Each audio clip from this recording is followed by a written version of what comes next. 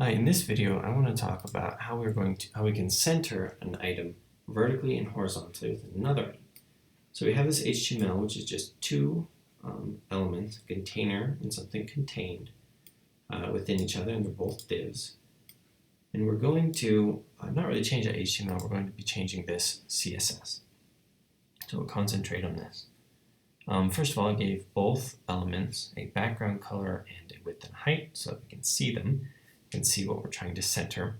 And this method of centering is going to rely on giving the container a relative position.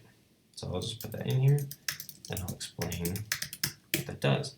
So a relative or absolute position, so this would actually work with either. We can give this a relative or absolute position. What it will do is it will make it so that we can use top and left, essentially. With relative position, if you specify a top value here, so like 10 pixels, what that does is it says make this 10 pixels from the top of where it would normally be if the position weren't specified. So just in the flow of the document where it would normally land, make it 10 pixels off. And then if we were to put absolute here, it will make it 10 pixels from the top of the document. So, like I said, this tutorial will work if you use either relative or absolute. What you choose really depends on how you want the container itself to behave. We're also going to give a contained item a position. We'll give it an absolute position because we want its position to be entirely determined by its relationship to its parent. Absolute position, what it will do, in this case, is doesn't actually position it by its parent. It positions it by its nearest parent or ancestor, so the thing that it's in that is relative or absolutely positioned, which in this case will be the container. And so if we didn't have this position relative here, what we're about to do with the contained class selector, what this would actually do is center this in the whole screen. So we actually don't want to do that.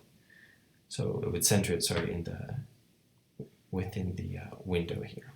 So in this white space rather than in the blue space.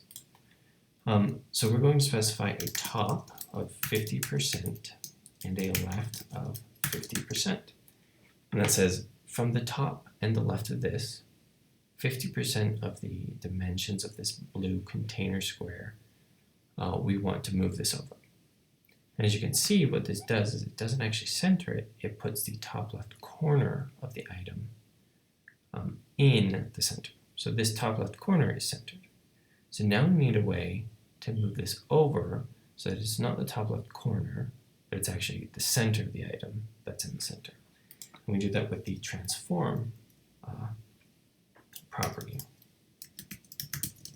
We do transform, translate, and this translate function will tell it how to transform its position, essentially.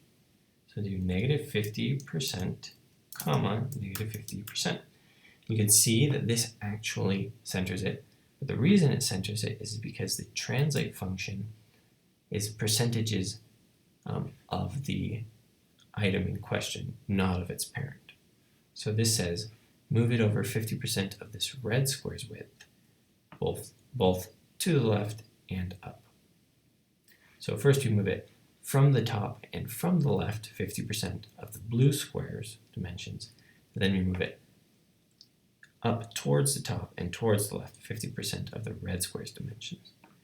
So basically the operative, the important section of code are these three lines and this line. Now really quickly I want to show you what happens if we delete this. You can see that the red square will actually be centered and instead within this white space within the whole document. You can also do this and it works just the same because it's looking for the first parent that is absolutely or relatively positioned.